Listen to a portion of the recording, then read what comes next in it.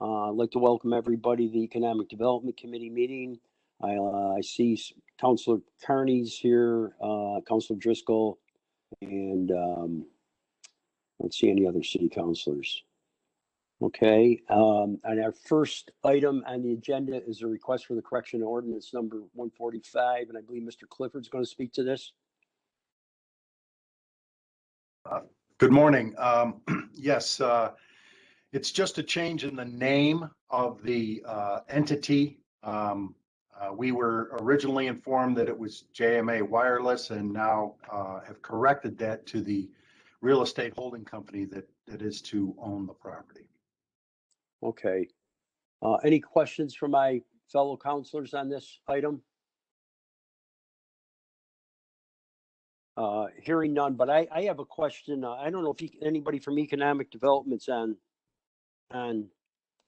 the call, but I think this might affect the lucrative pilot agreement. They're going to have to change the name on the pilot agreement, I believe, too. So, you know, somebody should probably give somebody a heads up on that if they're changing the name on this ordinance. So, Councilor Hogan, this is Michael Collins, Commissioner for NBD. I will, I'll alert Judy Delaney to be aware of that issue. You know, when that happens, when I serve at OSIDA, sometimes that's a real issue. I mean, it would be a real issue, but you have to make sure you take care of that. So thank you, Michael. Any questions from any city councilors? Hearing none, I'll ask Councilor Carney, you okay with this? Councilor Carney? Yeah, I'm fine with it. What's the new name? What's the new name? If it's not JMA? It's JMA. They just changed the name. I mean, it's just JMA Tech Properties LLC. It is instead of JMA Wireless, I guess. Okay. So yeah. Joe, do you have anything? Councilor Carney?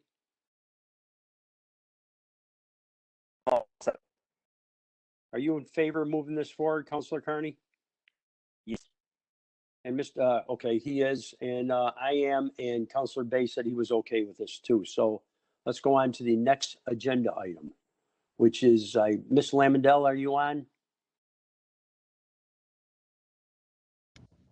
Good afternoon, Councilor. Maybe Jeff, right? Yeah, this is Jeff Harrop. I'm sitting in for Heather.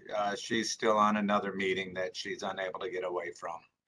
Okay, that's a likely story, but I'll accept it. Go on, Jeff. So I assume you're talking special permit for a restaurant within a convenience store at 1011, 1013 Park Street.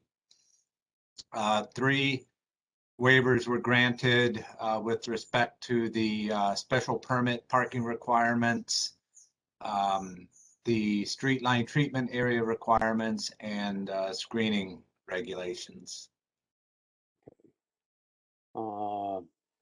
6 people spoke in favor of the proposal, 1 person against. This is a long-standing business, isn't it, Jeff? It's been there for a while. It's been batted back and forth. The applicant kept changing plans. It had to go to the Board of Zoning Appeals for a residential parking waiver or a variance from the residential parking requirements. On that required public hearings, the special permit required public hearings, and the applicant would change